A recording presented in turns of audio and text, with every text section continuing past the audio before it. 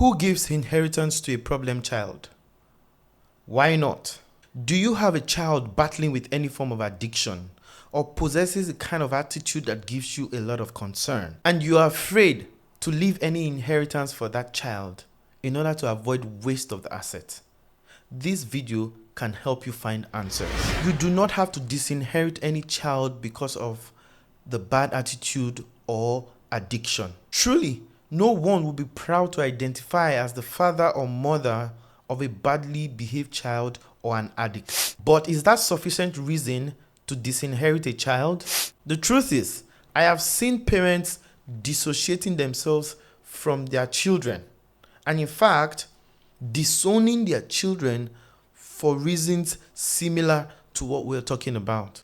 Is it then realistic or expected that such a parent, all for the sake of being loving and caring, will make such a badly behaved child or an addict a beneficiary of his or her will?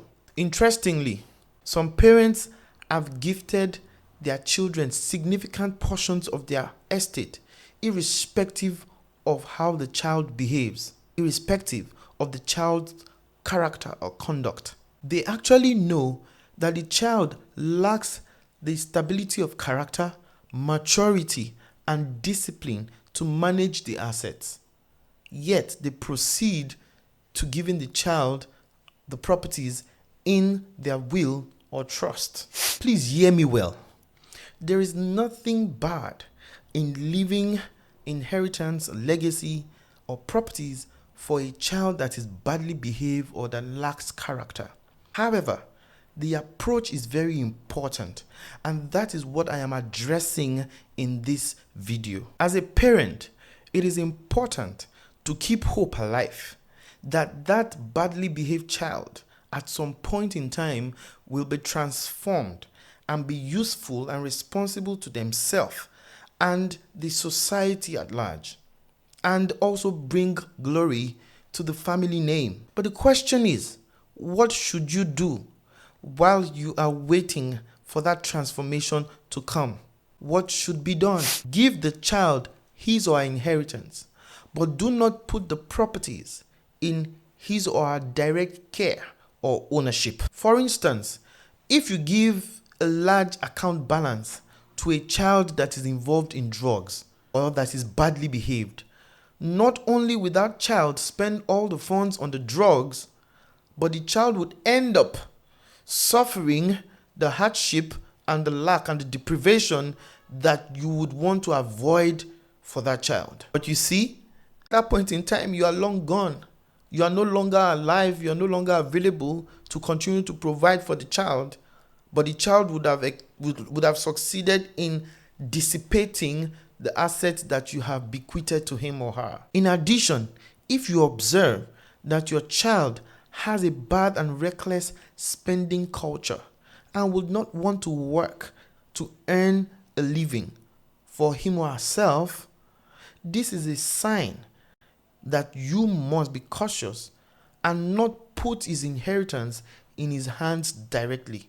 Otherwise, everything would end up going to a waste. If you find yourself in any of the cases I have mentioned, or you know someone that is suffering from similar situation, you do not need to worry any further. I have come with some answers for you. You should consider any of the following options. 1.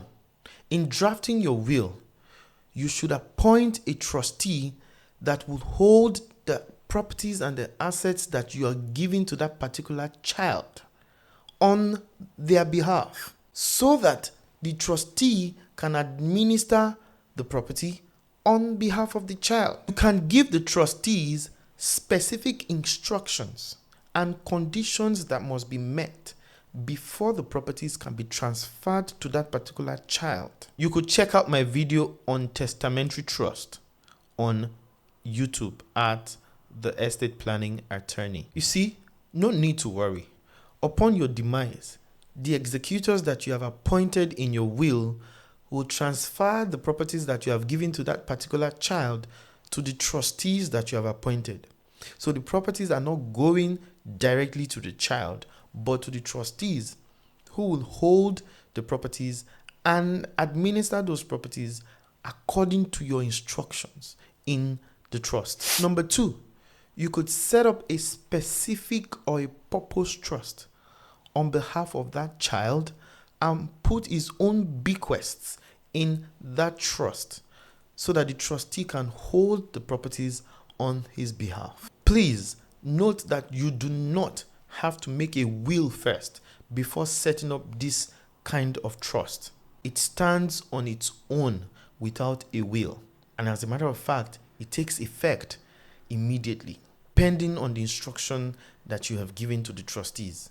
Secondly, it is a private arrangement between you that is setting up the trust, who is the settlor, and the trustee. You need to also know that the beneficiary, who is that child, cannot give instructions to the trustee because there's a specific reason for which you have set up the trust in order to manage the bequest that you have given to this child so that this child does not dissipate the asset, does not put the assets to waste. Your instruction to the trustee in the first and second option could cover payments for the child's education depending on the age of the child. It could also cover their maintenance and upkeep, and strictly these instructions. Yes, I mean strictly these instructions and nothing more until this child is transformed. In addition, for a child that is suffering from addiction, you can actually instruct the trustee to incur or bear costs of rehabilitation for the child based on the hope that the child is going to get transformed someday. So the trust itself can make payment for that rehabilitation process and not leave that responsibility to a third party. You see, in that trust, you could also determine the specific time the beneficiary, which is this child, would get the properties and the assets that you have left for him or her in the trust, because you know that essentially you want the child to be transformed and you do not want the properties to be wasted. And do you know that you could also provide for the children of that child, that is your grandchildren, in the event that this particular child, because of his behavior and his addiction, cannot man up to take care of his children's education, maintenance, and the likes. So that trust that you have set up can actually take care of the education of your grandchildren and their maintenance. In all, we should not shy away from the truth. A lot of parents are suffering from conduct of their children, and this gives them concern. And one question that they keep asking themselves is, if I give properties, if I give this property, if I give this house, if I give this money to this child, can this child really take care of it? You can tell yourself the truth. Only you know the truth.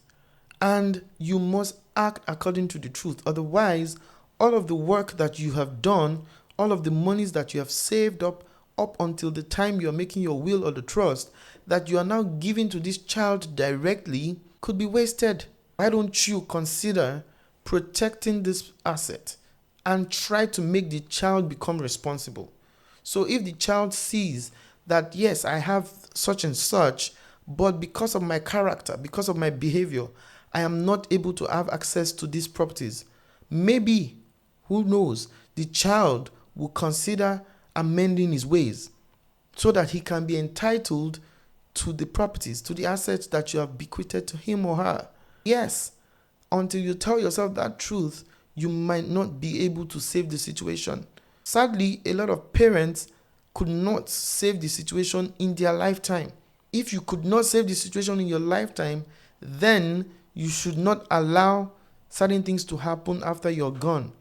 Why don't you give the assets to someone or a particular child that can manage it properly instead of giving it wrongly or through the wrong approach to a child who cannot manage it himself? This is something worth thinking about. It is something worth considering. Make the right choice. Protect that child from that loss.